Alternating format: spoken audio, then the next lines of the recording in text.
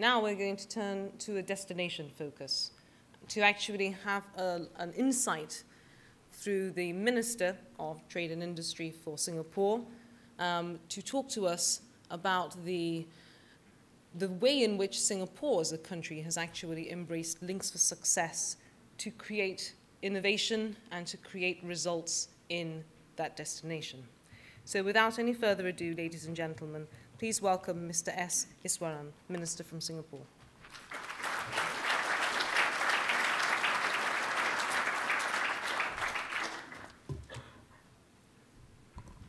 Ladies and gentlemen and members of the British hospitality industry, a very good afternoon to all of you.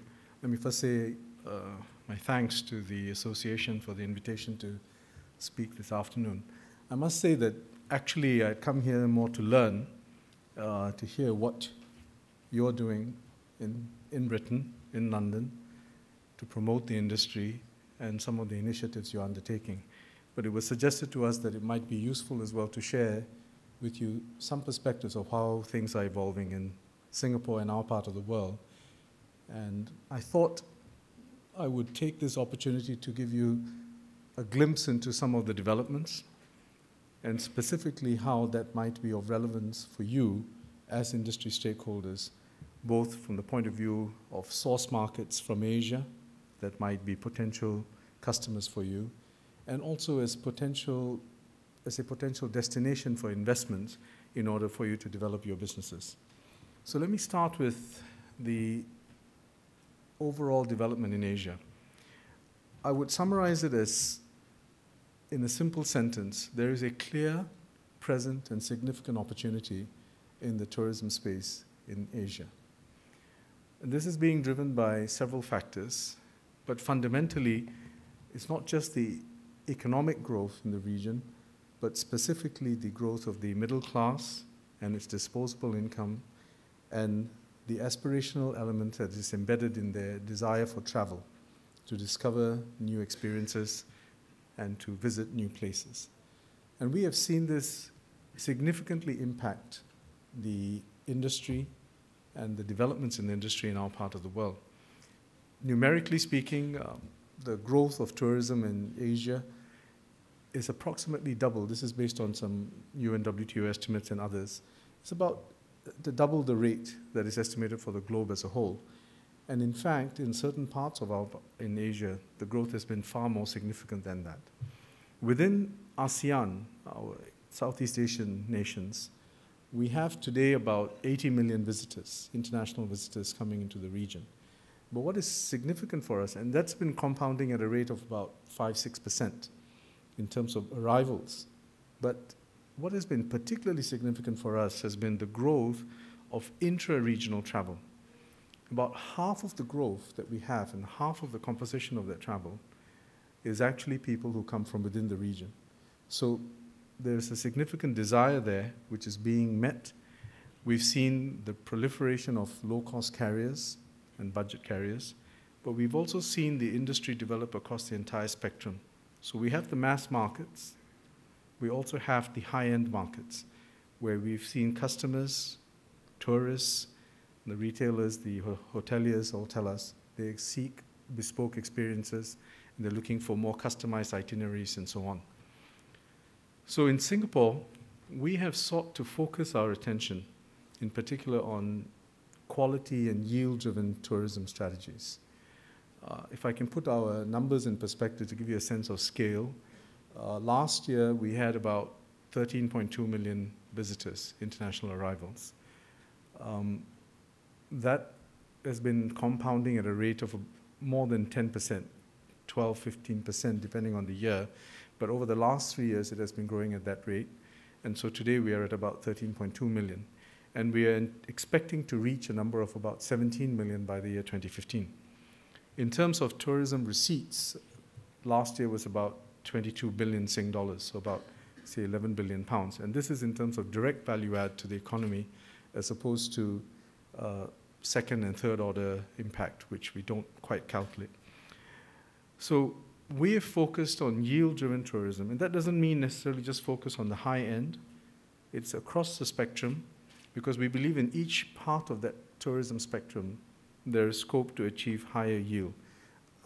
We have interesting examples of people who come, they travel on budget carriers, they stay in budget hotels, and then they spend a bomb on shopping and various forms of entertainment. So I'm not sure that they quite fit the bill of budget travelers. But anyway, so that's a broad sort of sense of how things are in terms of the overall market and developments. Now let me just then focus on what we are trying to do in terms of what's underpinning our strategy. One key element in our strategy is innovation. We think that is what's going to sustain growth, because there are many travelers who are looking for new experiences, and they're also looking for more differentiated experiences. So innovation is going to be a key part of our strategy. That means innovation in terms of new infrastructure, new tourism-related infrastructure, and also innovation in terms of creating new content, new events, and new experiences. So in terms of new infrastructure, for example, we are developing a sports hub as a case in point. It's a $1 billion venture, and it will probably be the focal point for a lot of our sporting activities in Singapore. And similarly, we are developing a National Art Gallery and a major facilities around the art scene. And we've also developed various other infrastructure which you would have been aware of, including our integrated resorts, Marina Bay Sands and Resorts World and so on in Sentosa. So these are some of the hardware, but we're also focusing on the software, the content that's going to drive the growth. And that's where we have sought to work very closely with industry to see how we can develop this. So a case in point would be what we have done with the Formula One Grand Prix. Now, if we had conceived it as a simple motorsport, then it would have been quite a different kind of experience for us in Singapore. But from the outset, we viewed it as a lifestyle, as a business venture, and not just as a motorsport event. Hence, what we had was this motorsport event itself, which in itself was an attraction, but it was coupled with one, business activities. So large corporate events were attracted either through corporate initiatives and sometimes working together with our government agencies in order to come in around that time in order to embellish the experience. And similarly, and another important part of it was entertainment and lifestyle experiences. So fashion houses, jewelry houses, watch houses, and also music and so on. So they came together to create a different form of experience. So what then happens is you come for a week or 10 days, and you have a range of activities occurring around the Formula One, but a lot of related experiences. So this was one example of how we tried to innovate in the sense of creating more out of the event than just the sporting event itself, although the core sporting event was important in its own right. The second aspect I would highlight, apart from innovation for us, is really in the area of risk management. You're all in industry. I think we all deal with risks all the time. And the question really is, when you start with new ideas or you're starting new ventures, how do you manage the risk, and what is the role between the government and the private sector? So the risks in terms of capital risks, in terms of execution risks, and in terms of social risks. And let me elaborate on each. Capital risks, because some of the ventures in Singapore will entail and do entail significant capex. And the question then is really, how do we mitigate that against the overall project viability for a business venture? So one example I would give you is what we did with our integrated resorts. There was a piece of land, a plum piece of land in the heart of the city. And if we had left it to a straight bid for the land, it would have been a bidding war that would have been quite costly. So the approach we took for that was that it had to be a contest of ideas, of concepts, rather than a contest on the price of land. And therefore, we fixed the price of the land at a level which we thought was fair price from the point of view of returns to the government. And then we said we will evaluate the bids on the basis of their concepts and their ability to execute and deliver on those concepts. And that's how we chose the two eventual winners, one in Marina Bay and the other in Sentosa. So that's an example of how we sought to mitigate some of the capital risks. We have other schemes that our Singapore Tourism Board embarks on, where they risk share or they have some form of financial complementarity with private sector initiatives for ideas which we believe meet our thresholds in terms of value creation and also generate new activities or innovative activities that we feel we should support. The other two areas on execution risk and social risk, I don't want to dwell on them, but I just wanted to make a couple of key points. Execution risks, again, if I just go back to the Formula One as an example, it's not just about organizing the race, but our race entails, unlike Silverstone here, where you can go away and have a customized circuit, ours is a circuit in the city, which means we shut down the city, or core part of the city, for about 4 or 5 days. And that, as you can imagine, causes considerable angst. Now, this was not to be done purely by the private entrepreneur, so we had to have a significant element of government support in order to work together to ensure this is done with minimal disruption and with alternative public transport arrangements, everything in place. So that's just one example of execution risk minimization, which we've tried to work on, again, in partnership with industry. And finally, social risks, and I highlight this only because sometimes some of the things we do, these are new things for us in Singapore. So the integrated resorts, some think they are euphemism for casinos. I assure you they aren't, because although there are casinos within them, there's a range of activities which we required as part of our tender requirements to complement the casinos. And in fact, the casinos occupy less than 3% of the built-up area in each of those projects. And there's the MICE facilities, the Universal Studios type of activities and so on, the hotels. These account for the bulk of the space in these two. But we had to go through a very serious process to see how we could mitigate the risks. We have a fairly elaborate social safeguards regime as part of that exercise.